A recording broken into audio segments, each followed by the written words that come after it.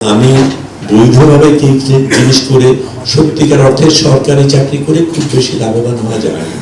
আজকাল অবশ্য আগের চেয়ে ভালো হয়েছে, কিন্তু আরো অনেক সুবিধা পাওয়া যায় যেগুলি আমাদের জন্য খুব আকর্ষণীয়।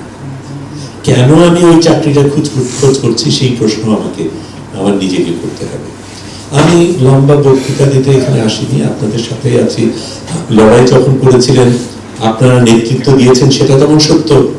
এটাও মনে রেখেন, আপনাদের বাইরে অনেক মানুষ ছিল, রিক্সাওয়ালা ছিল, ঠেলা গাড়িওয়ালা ছিল, শ্রমিক ছিল, গার্মেন্টস শ্রমিক ছিল, অনেক মানুষ ছিল, এবং তারাই কিন্তু সবচেয়ে বেশি মারা গেছে, তারাই কিন্তু সবচেয়ে বেশি ত্যাগ করেছে। আজকে তাদের কারো জায়গা নাই, সেটা মনে রাখতে হবে। আপনারা যদি সত্যিকার অর্থে নেতৃত্ব দিতে চান, যেদিন আপনারা তাদের প্রতিনিধি হবেন সেদিন আপনি নেতৃত্ব দেওয়ার যোগ্য হবেন।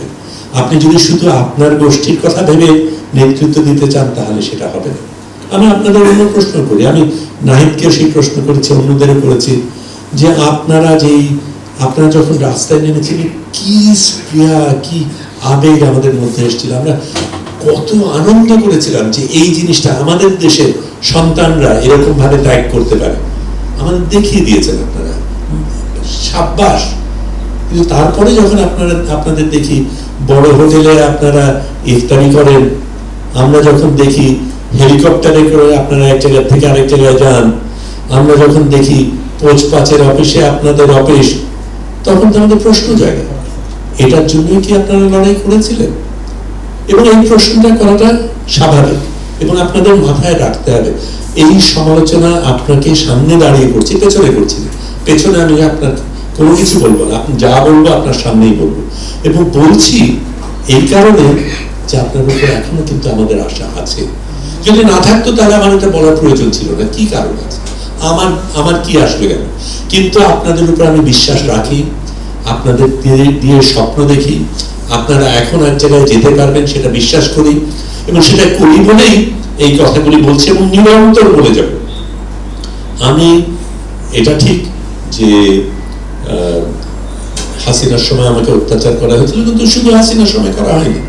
এরশাদের সময় আমার মাথায় বন্দুক ঠেকানো হয়েছিল, আমার হাতে এখানে 8টা চাকুর একটা দাগ আছে, যেটা বিএনপি আমলে খেয়েছিলাম। হাসিনার আমলে অত্যাচার করা হয়েছে, জেলে রাখা হয়েছে। আপনারা যদি সরকারে যান, তখন আমি সমালোচনা করব, এবং তখন আপনারা হয়তো আমাকে জেলে করবেন। এটাই বাস্তবতা।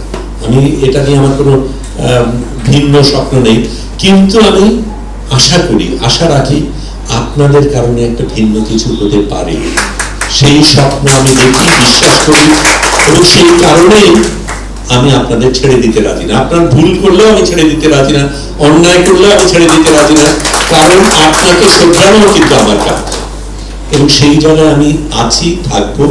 এবং সেই জন্য জাহেদ এখানে আছে, আমরা এই যুবক যুবতীদের জন্য প্রশিক্ষণের ব্যবস্থা করছি, অন্যান্য জিনিস চেষ্টা করছি, এবং সেটা আমি করে যাবো।